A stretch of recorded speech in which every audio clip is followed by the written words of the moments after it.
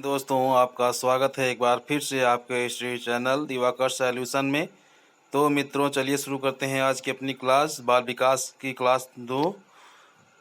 तो दिया गया है आपका अगला टॉपिक क्या है, मूल प्रवृत्ति।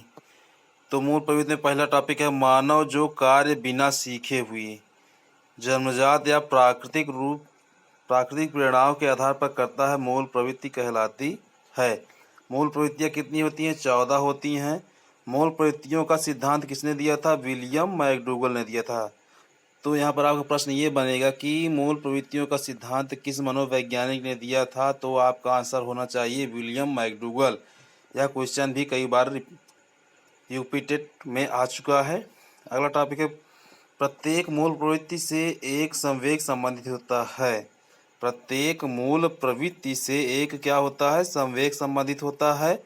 संवेग की उत्पत्ति मूल प्रवृत्तियों से हुई है। संवेग ई प्लस मोशन, संवेग जो है ई प्लस मोशन शब्द से मिलकर बना है, जहाँ ई का अर्थ है अंदर से तथा मोशन का अर्थ है गति करना, अर्थात अंदर के भाव जो बाहर की ओर प्रकट होते हैं संवेग कहलाते हैं। जन्म के समय बालक के अंदर 3 संवेग होते हैं, भय, क्रोध और प्रेम। यानी कि देखिए, ये क्वेश्चन भी आपका बनता है, कई बार पूछा भी जा चुका है कि जन्म के समय जो है जन्मजात जो होते हैं बालक के अंदर कौन से संवेग पाए जाते हैं? तो 3 पाए जाते हैं। कौन कौन से? भय, क्रोध और प्रेम। ये 3 जो है जन्मजात पाए जाती हैं ये संवेग। तो चलिए देखते हैं मूल प्रवृत्ति और उनका संवेग क्या है। तो देखिए, पहला है आपका पलायन, यानी कि भागना। इसका क्या होगा? डर की वजह से। देखिए बच्चे क्या होते हैं, भागते हैं इधर उधर, डर जाते हैं जब छोटे होते हैं। तो और इसी का युत्सुकता, युद्ध प्रियता, यानी कि क्रोध बहुत जल्दी आता है छोटे बच्चों में। निवृत्ति यानी अप्रियता, यानी घृणा करते हैं। शिशु रक्षा, वात्सल्य, प्रेम। संवेदनशीलता यानी कष्ट। काम पवित्र यानी कामुकता। जिज्ञासा का संवेग होता है आश्चर्य। आत्महीनता का होता है अधीनता की भावना। आत्म प्रदर्शन का होता है संवेग श्रेष्ठता की भावना। सामूहिकता में एकाकीपन इसका संवेग हो जाएगा। भोजन तलाश यानी भूख लगती है तो संचय अधिकार की भावना। और रचना का आनंद, हास, आमोद। अब फ्रायड ने कितनी मूल प्रवृत्तियाँ बताई हैं? 2। नंबर 1 जन्म मूल प्रवृत्ति और दूसरा मृत्यु मूल प्रवृत्ति।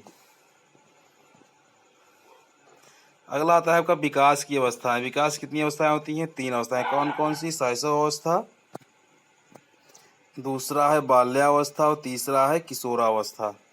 तो चलिए देखते हैं पहले आपका शैशवावस्था। शैशवावस्था में टॉपिक पहला है आपका, यह जन्म से 5 से 6 वर्ष की अवस्था है। यह जन्म के उपरांत प्रथम अवस्था मानी जाती है। सीखने का आदर्श काल। ये शैशव अवस्था को सीखने का आदर्श काल किस मनोवैज्ञानिक ने कहा था? वेलेंटाइन ने कहा था। ये भी प्रश्न पूछा जा चुका है 2 या 3 बार यूपी टेट की परीक्षा में। अगला है आपका सबसे ग्रहणशील अवस्था कौन सी मानी जाती है? शैशव अवस्था मानी जाती है। मानव का जीवन आधार काल कौन सा है? शैशव अवस्था है।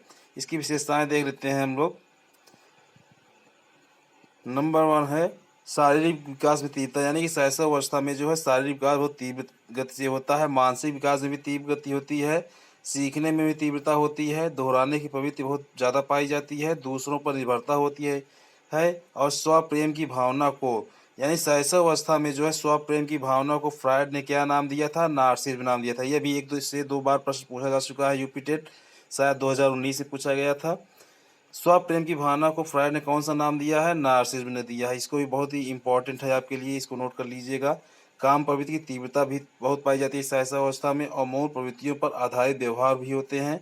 संवेगों का प्रदर्शन भी होता है और नैतिक भावना का जो है अभाव होता है। तो देखिए शैशव अवस्था के बारे में किन वैज्ञानिकों ने क्या क्या कहा, इनके कथन देख लेते हैं। पहला है गुड एनएफ के अनुसार व्यक्ति का जितना भी मानसिक विकास होता है उसका आधा 3 वर्ष की आयु तक हो जाता है। यानी कि जो व्यक्ति का जो भी मानसिक विकास होता है वह शुरुआत के उसके आधा जो है 3 वर्ष में ही की आयु तक हो जाता है। गैसल ने क्या कहा था? गैसल के अनुसार बालक प्रथम 6 वर्षों में बाद के 12 वर्षों से दुगुना सीख लेता है। ये भी प्रश्न आया था।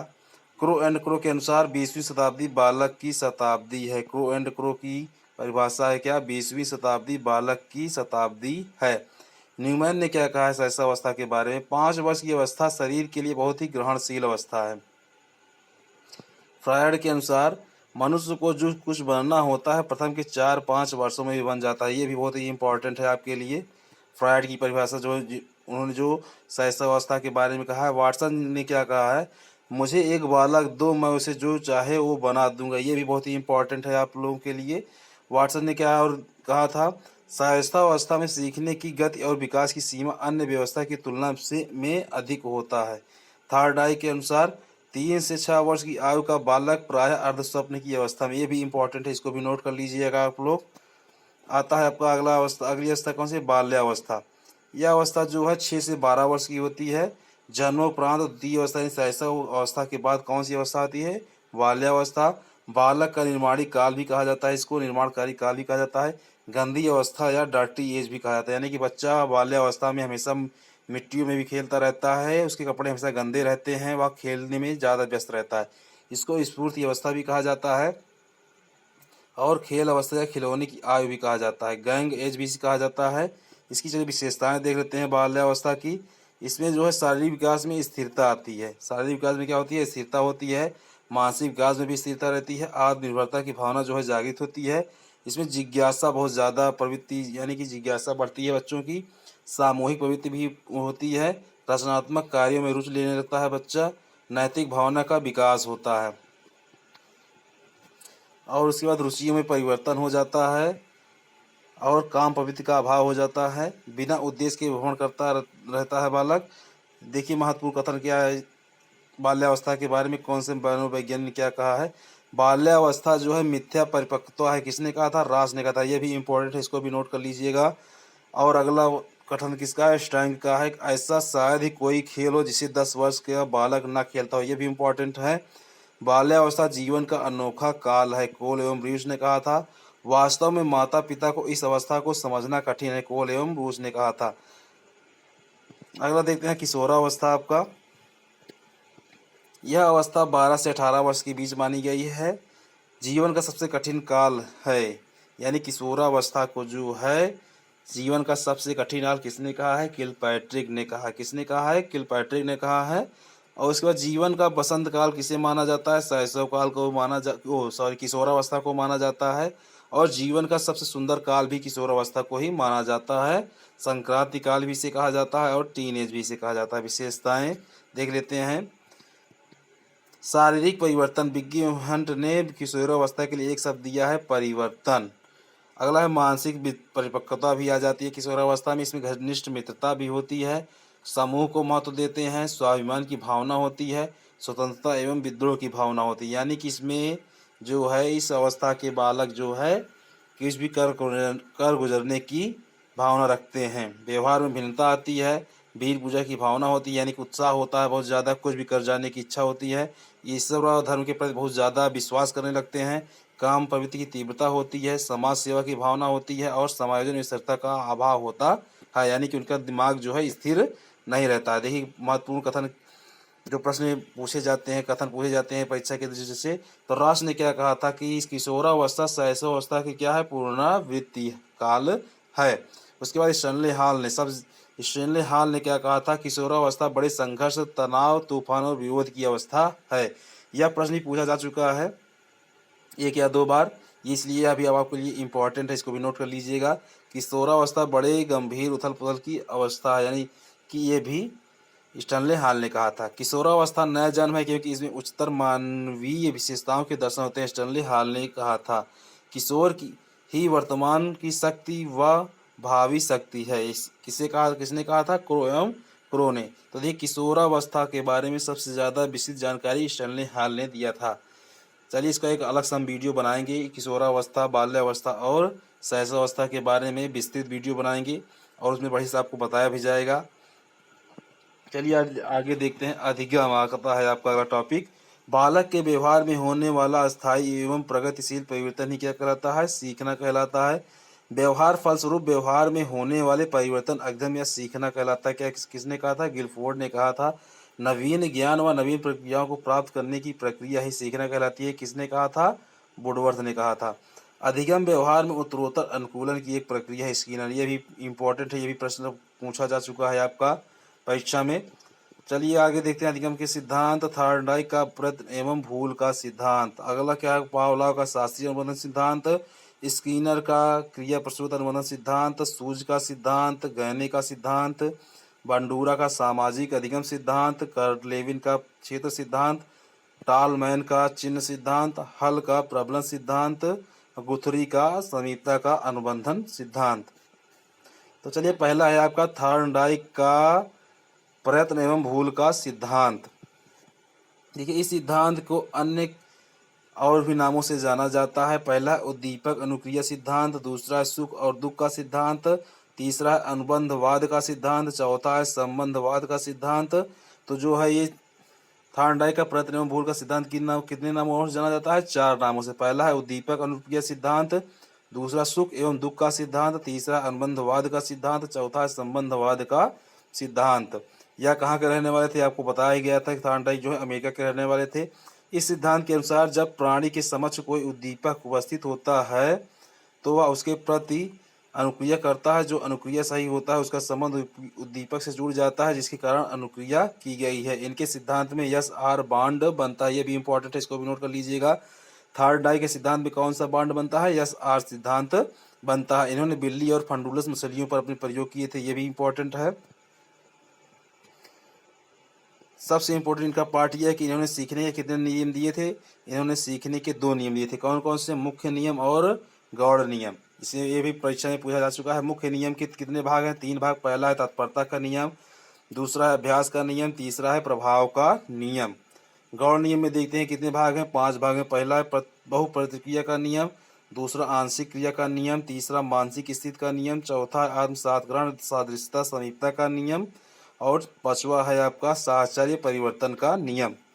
शास्त्रीय अनुबंधन सिद्धांत किसका है? देख लेते हैं। शास्त्रीय अनुबंधन सिद्धांत जो है ये किसने दिया था? एपी पावलोव ने दिया था।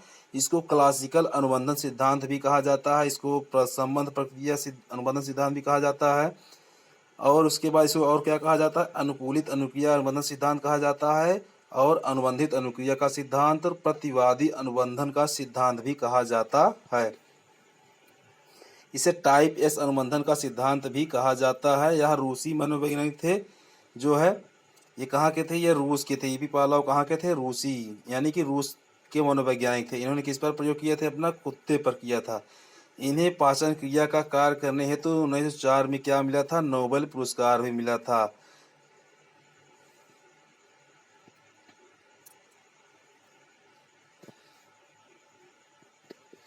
अगला आता है क्रिया प्रसूत अनुबंधन सिद्धांत। इसे अनुक्रिया उद्दीपक सिद्धांत भी कहा जाता है। इस सिद्धांत के प्रतिपादक बीएफ स्किनर थे, यानी क्रिया प्रसूत अनुबंधन के सिद्धांत प्रतिपादक कौन थे? बीएफ स्किनर थे। यह कहाँ के निवासी थे? अमेरिका के निवासी थे।